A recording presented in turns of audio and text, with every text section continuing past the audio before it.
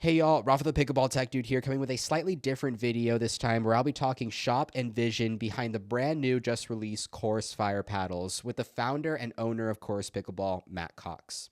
The paddle comes in at $153 using discount code RAFA, and that does provide me a small commission that allows me to improve the videos on this channel. Easily the most unique prospect about these paddles is their unique layup that allows them to be super flexible at the kitchen line and feel more stiff and plow through at the baseline, which is a completely different feel than 90% of power paddles are going for. The surface layup includes an invisible thin fiberglass top sheet, which is actually very stiff, but it overlays two flexible layers, firstly of red carbon polyester weave and bottomed out by a 3K carbon fiber weave.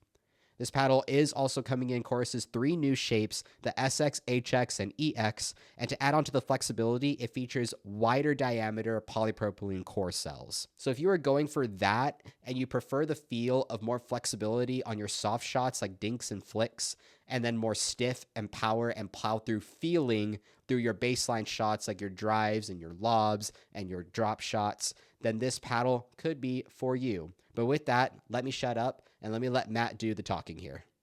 We can go ahead here, everyone. So I'm here with Matt Cox here, founder of Chorus Pickleball. Right now we're both digging around a little bit with the Chorus Fire HX shape, their hybrid shape, set to come out here at the end of the month. Matt, just for everybody who hasn't watched the last full interview that we did on the channel, which if you haven't, that's very bad, go do that. But go ahead and tell me a little bit about, the mission of Chorus, and then of course, what really got it started for you. Well, the mission of Chorus actually kind of started without a business part in mind. Like, I love getting people into pickleball, and so I used to give away my paddles all the time. But my paddles got more expensive over time as I grew in the sport and got more to be a paddle enthusiast. So I was like, man, I can't keep giving paddles away at this rate. So that's when I started looking into what it takes to make my own paddle, but really just more of a control paddle for beginners. And that's when I created the Daylight. And I had the full intention of just getting a couple hundred Daylights and giving those away whenever somebody wanted to get into pickleball and didn't have any equipment or didn't have the means. But that process went very, very smooth. Like getting introduced to a few different factories that would work with me and sourcing companies as far as materials and all of that stuff. And then I was like, oh, I'm gonna make one for myself. And that's when the shapeshifter ideas were born. And then once the shapeshifter, I went through a bunch of different prototypes and found the feel and the combination and recipe I wanted. I still had to get 200. So I'm never gonna go through 200. In my lifetime, and it's kind of overkill of a paddle to just give away, especially since it's much more expensive to make than the Daylight. So that's when I decided to put up a little shop, not do anything serious. But once I got that took root in my head, I'm like, nah, I'm gonna go ahead and make a brand and make Chorus a thing and a business. And yeah, so that's how it started. And then Shapeshifter took root. And now we're releasing a power paddle. And a bunch of other stuff coming. It's been a very, very crazy year.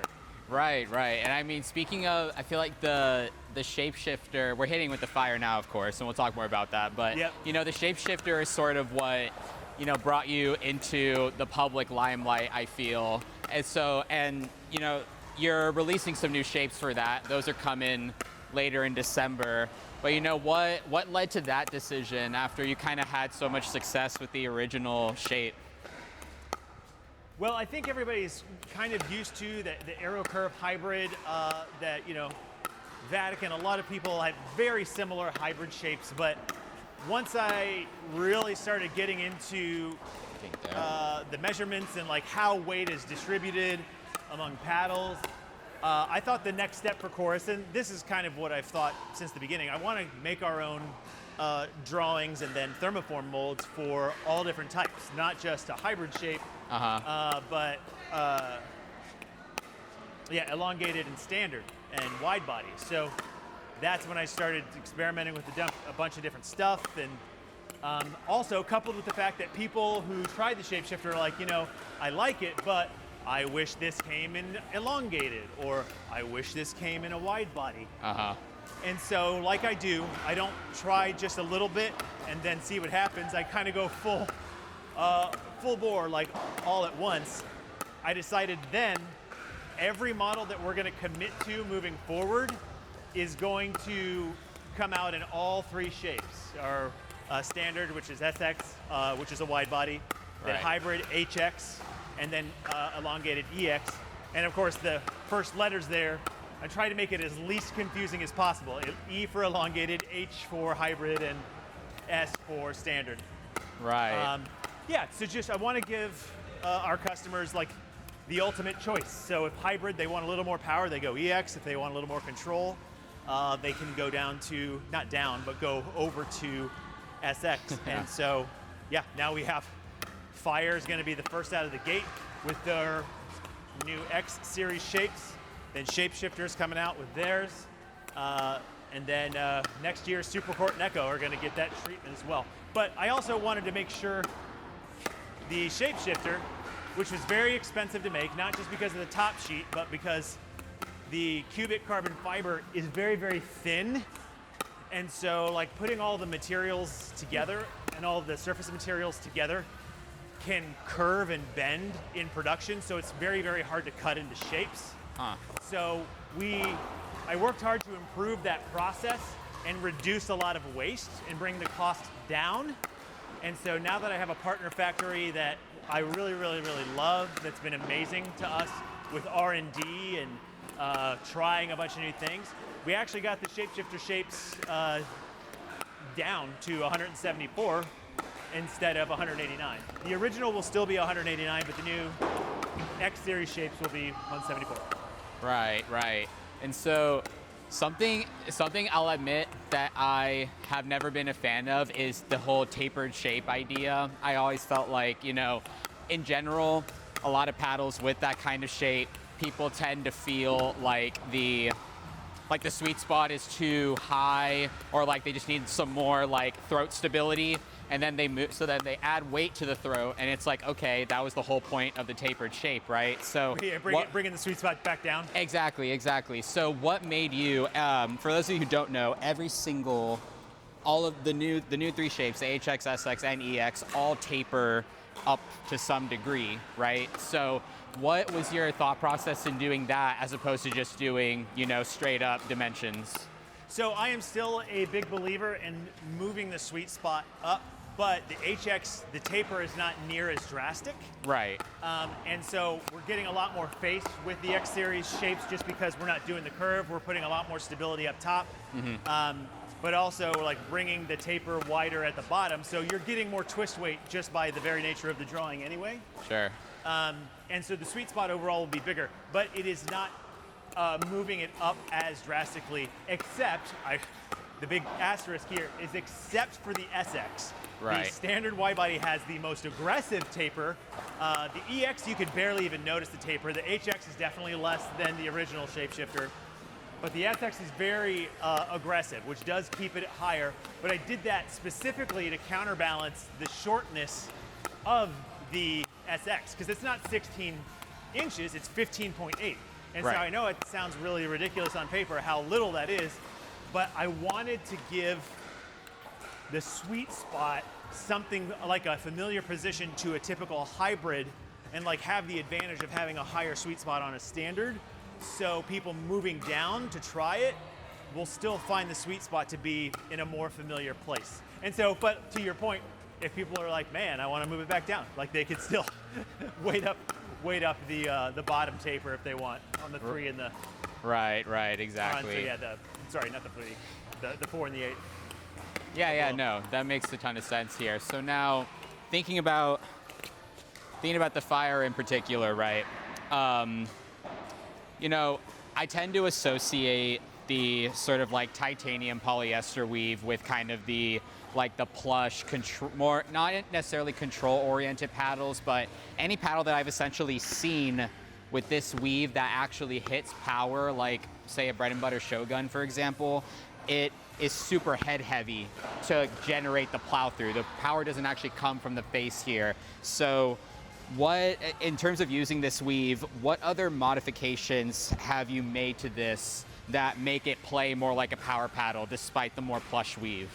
So it's super deceiving when you look at it. Like, looks can be deceiving is definitely applies to the fire, because the top layer is not actually the PET or the, quote, titanium weave.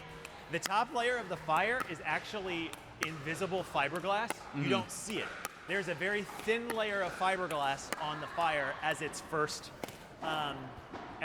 layer. So you're actually going to get more of that fiberglass type of feedback, which tends to feel stiff to the user, but so it will not feel like that super pillow, like titanium plushness I think people are used to, because that's actually not the first layer. But fiberglass will flex deeper on harder hits, and so the idea is that when you hit harder, instead of a stiff layer of carbon fiber behind the fiberglass, there's actually a very plush, forgiving, flexible 3K weave of that PET and carbon fiber. So when the fiberglass flexes, it's actually coming against less resistance than if a stiff carbon fiber was behind it.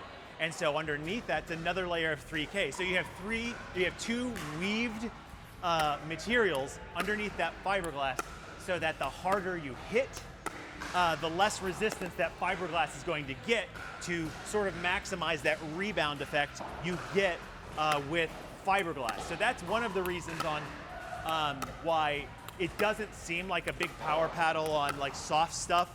And hopefully, it's definitely poppier than a shapeshifter. But it still feels predictable as far as like soft control. But the harder you hit, especially on finishes and like big serves and stuff, you'll feel that rebound and that flexibility kind of launching. So that's where we get some of the power. Yeah. And then this has 10 millimeter wide cells in the polypropylene core, which also you can get a little bit more flexibility on those hits, and that will add to the power, particularly, again, the harder you hit. Right. That makes a ton of sense here. So I think you're absolutely right. In terms of the goal of making this more feel more poppy than a shapeshifter, especially, it 100% achieves that. And it's really, it's interesting because I remember back on the shapeshifter, you had the fiberglass layer lower down than the carbon fiber layer, and the idea was that you'd hit that layer to generate the power on a harder shot. But with these, it's crazy the difference you get by placing, that super thin layer right on the top. Yep. And like you're saying, you're instead of using, the titanium to bend down into the carbon fiber, you're using the fiberglass layer instead and seeing how far it bends into the weave. And it's crazy how much of a difference it feels. It almost you lose a tiny bit of the ball feel, but the ball just like, you still don't lose the connection to the ball. Like the ball, like if I just do this, like you're coming in, if I half volley it, that ball's going back over. Whereas with the shapeshifter, that's going further down. So I can definitely see that here. Yeah, my buddy, so Justin at Pickleball, etc., great dude. He almost described the fire as the inverse. Oh no, I think he did describe it like the inverse of the shapeshifter, where it's like where the shapeshifter's super plush until you do that full swing to get that that feedback, that power feedback. This has the immediate fiberglass feel, and the harder you hit is actually, it starts to feel softer the harder you hit. And I think I kind of love that description, because that sort of validates like what I wanted to happen when you want the fiberglass to flex a little more because you're hitting harder and it's meeting less resistance. So, and again, we'll see how people feel about it, but I feel like it's not going to feel like it's super pocketing the ball like on the soft stuff like the shapeshifter does, where it just kind of lands on a pillow.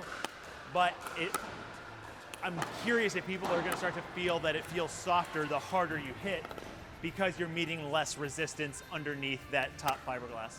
Yeah, for sure, for sure. I definitely feel that, but yeah, we'll see what everybody else thinks. Speaking of power, I'm going to back up a little bit here so I can sort of experience what you're saying here. But essentially, so what I'm wondering, let me get closer here so that I can actually say my question so you can hear me. We're in a loud place here. No, the further away we get, further away we get, it's going to get worse here. Essentially, so what I'm wondering is, before I back up, in this world where people technically associate Gen 3 with power, right? Some companies are using it for control, but most of the time, we're seeing that super flex for power, right?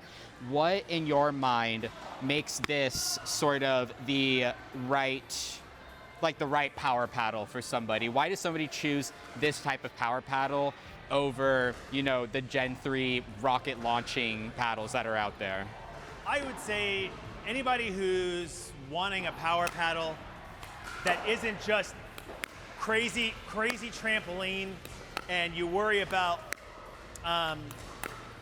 something being too hot, like this could be a power paddle option for you, because I did not create this to be the fastest or like the most miles per hour on a power paddle. Like I'm not playing that race. I loved the challenge of making something that is considered a power paddle without foam. I did not want to enter the foam race, and there's nothing wrong with foam. There's a lot of great paddles that are using foam, but construction-wise, if I could create a power paddle that is more powerful than the shapeshifter, significantly more powerful than the shapeshifter, that I could use in singles and feel really good with my baseline shots. I almost said that long. Then that's success to me, because the original vision of making the Fire was to create something powerful, more powerful than the shapeshifter that I would use in singles. Woo! Woo! No, that makes a ton of sense here. Flex. And as you're talking, I'm feeling this out a little bit here. I definitely prefer, just for my game, the HX definitely fits it a bit more. And I feel like exactly what you were describing before with on the harder shots, it almost the ball almost bounces a bit more. It's almost like there's not more pop from the baseline than there is at the kitchen line, but it feels like there is. It's like there's a little bit less effort that goes into resetting these balls and dropping them than it does, with the dinks. Just wild here. Yeah, and that's the other thing too. It's like, I know us pickleball or paddle enthusiasts who love to weight up stuff and who want to, and rightly so, we celebrate paddles that come out at a great stock weight without having to do a lot of modifications. I think that's awesome. But in the market, a lot of people, for the shapeshifter, that first batch especially, had the higher average swing weight, and a lot of enthusiasts liked the fact that it felt that solid right out of the gate, didn't have to do much. But a lot of the market's man, I really need the lower swing weights. I want something that's lighter. And so that affected a lot of how I approached this. So I wanted to also get power with a lot less weight. So these stock are they're going to be very, they're lighter than obviously what the shapeshifter was. But a lot of people like to get power without a ton of weight. And so I think for me, I've also noticed just I don't have to put near as much effort to get the types of shots that I want, particularly on flicks. I'm doing weird flicks just from my knees, which is, I'm not good enough to actually do that consistently, but it's I can do some fun shots that people aren't expecting to come across pretty quick. Right. No, and I definitely get that. It's sort of if I'm confident that this ball is going to come off without any effort, even if the ball's down here, if I feel like it, I can just do one of these, and maybe that's dropping in the baseline because I don't have to actually push out as much. I can just come up more. Yeah, and especially if I'm going for something that just looks like I should be disciplined in my dinks and just send it back to middle or cross. I will often just like do a little flick because I can, and to try to hit people's like shoulder and like try to do the chicken wing. Yeah. It's kind of fun. I'm at 3.99 now, so like my duper has dropped since prototyping all of these fires. So don't listen to me on strategy. But it makes for some fun moments. Yeah. Hey, my duper is like a 4.1 with maybe a 7 reliability. So, you know, if there was one thing that you would actually want somebody in the comments to critique you on right now, what would it be?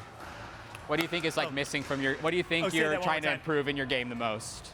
What do I want to improve in my game the most? Yeah. Oh, man, playing with the same paddle for longer than 2 days. It's patience. Honestly, it's patience. I still fight the banger style, the banger instincts. But you know, I've definitely gotten more disciplined. But like, I imagine for paddle reviewers, it's very similar. But I play with so many different prototypes and with so many things in the cooking. Like, I just don't. Just by the very nature of what I need to do, I don't play with the same paddle over and over. So I would love to just kind of take a break, which is coming. Now that all 4 of the models are in the can and they're on their way, I actually get to hone in on the fire. Like, I'm going to be doing the entire series. The EX is like my go-to for my singles, and then I'm just gonna hone in on all the nuances of the fire, and hopefully my duper will go back up. But whatever. I don't obsess over the duper, but I do like playing in tournaments. It's fun. Right. No, absolutely. Yeah, that makes a ton of sense. Do you use a different shape for doubles versus singles? So right now, singles, I will play with the EX. Like, it's absolutely no doubt. And then depending on how good my control is that day, I'll go HX for doubles, and then maybe down to the SX for doubles.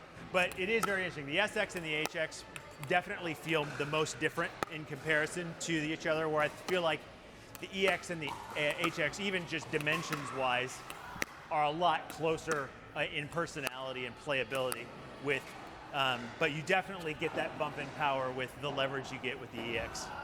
1,000%.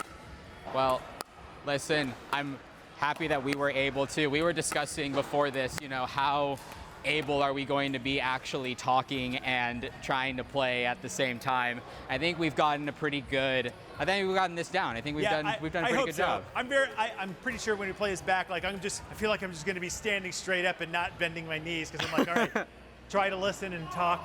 So if you see this and you're like, man, his dink form is tremendously awful. Well, you might still be right, but if you just want to. Maybe, hopefully it's better when I'm not. Right. Lay out just a little bit. All right. We're trying to. It's hard to talk and play a sport at the same time. I was interested in Chorus paddles until I saw his dinks. Like, I'm never buying any of his paddles. Holy crap, his dinks are terrible. Yeah. You're also doing the majority of the talking here. I don't know if everybody's noticed, but I've hit the net. I've hit a net cord at least 5 or 6 times here, and at the same time, he's trying to talk and explain everything. But I will say, I'm actually pretty proud of us, honestly, because we haven't hit a ton of net cords. Like, not a ton. It's been going in, staying in the kitchen, and it's actually coming down before it crosses the net. Like, there's some pretty good dinks happening if you're not seeing. These are, yeah. This is great. We don't have a camera on the net cord, right? No, not at all. Yeah, not so at all. they've all been perfect. Yeah, we're gonna cut. We'll cut that out of the video. Don't worry. Don't. Anyways, no, but listen, I appreciate you coming out with me out here to Preston Playhouse in Dallas, Texas. Going ahead and giving me some insight here on the fire paddle. This video is going to come out the day that these paddles release, which is November 30th, correct? And we'll see the shapeshifter shapes a little bit deeper into December, but you know, I'm excited about these fire paddles. I actually think that a lot of what Matt is communicating is exactly sort of what I'm feeling here in the paddle, and I think it like you said, it has its unique properties in that, you know, it does feel like it's hitting harder from the baseline. The baseline shots feel a little bit more effortless. You know, here at the kitchen, there's some times when I get into trouble when I rely a little bit too much on the pop, and, you know, you're not getting the same sort of depth of feel, and so I'll, you know, hit something in the net. But overall, you know, everything feels comfortable. I think something that Matt and Chorus are always doing really well is that their paddles feel comfortable to play with, you know, regardless of your play style. And now you sort of have the shapeshifter for, you know, your standard people that want the ultimate ball feel plush experience. And you got this for people who are like, I want a paddle that I at least feel like I'm hitting a hard shot with. And that definitely delivers that here. And they look sick. I mean, the whole red design matching up with, you know, the red polyester thread in the weave, like, I dig it. I threw a little red Bodhi grip on here for you guys. I mean, this would be a cool setup. This would be a cool setup regardless. You can tell the effort was put into this, which is, you know, not something that you see every day. So, you know, with that, again, Matt, thanks for coming out. Maybe we'll do a little bit of singles or something. We'll earn this lunch we're about to get after this, and, you know, we'll get after it. We'll have to see how this feels in a singles game, which I haven't played in maybe 3 months, but we'll see how it goes down. But anyways, I appreciate your time, Matt. I appreciate you having me out. All right.